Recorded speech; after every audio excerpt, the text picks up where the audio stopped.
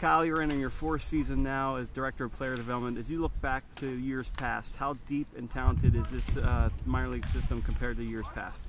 I think overall you look at each year, you can see an escalation, an elevation in ability on the field. I think that's a testament to our scouts, our amateur scouts, international, professional scouts, in terms of the players, the quality of the ability that they're bringing in the system, both on and off the field.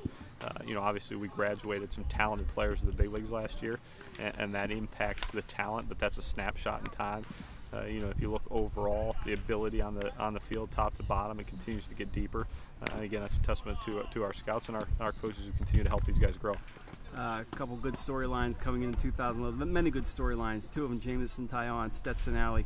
A lot of talk about where are they going to start. What factors and what comes into play in regards to where players are going to start off the season? Well, the first factor is we're looking at the individual. I think everybody's going to want to group those two guys together, and that's understandable. But the reality is we're not. Each guy's an individual, and we're going to look at what his strengths and challenges are, where he's at on and off the field, and where he's at fundamentally, physically, mentally, personally, and we're going to figure out where the best place is for him to start. I think that at the end of the day, the most important thing is where those guys finish, and ultimately down the road where they're at in their development path. A lot of the starters of the Altoona team from last season are in big league camp. What have you seen from those guys and how they've progressed in the time you spent at big league camp?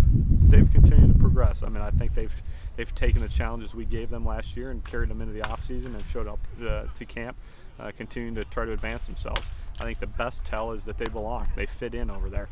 Anytime that you put guys that have not played in the big leagues on a big league field with big league players and they fit in, that's a testament to where they're at. Obviously, all those guys still have some work to do, some growth to take place, but they fit in, they belong, and that's a reflection on their work. It's a reflection on our staff's work with them.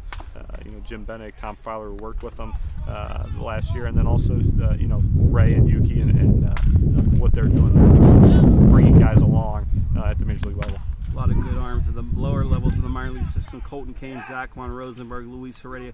What have you seen in their progress, not only dating back to minicamp, but also dating back to the instructional league? Well, each of those guys a little different point in their development path.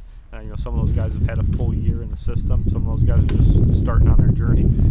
But again, we're gonna look at each guy as an individual rather than group those guys together. It's easy to do that, but each guy brings different set of strengths and challenges to the table, and we're going to focus on working with each guy to figure out what plan works best for him.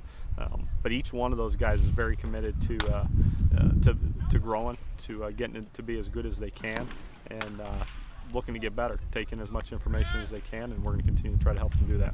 Tony Sanchez is a guy back in big league camp once again. Look back from the injury from last season. How is he doing in regards to calling a game and working with his pitching staff and his progression with that? He's making progress. I mean, at the end of the day, that is a process. It's a journey. It's something that he's going to have to develop feel for. It's not something that you kind of check off the list or happens in a short period of time. It's continued understanding of the game. It's continued understanding of pitchers and hitters. It's continued understanding of himself and starting to develop some instincts and some feel for how he wants to manage a game back there. At the end of the day, Tony's making significant progress there, and he's certainly willing and eager to get better in those areas. Fans have had an opportunity to get a glimpse of Starling Marte in some of the big league games here in spring training this season. How is he coming into this season after the hamate bone injury from last year?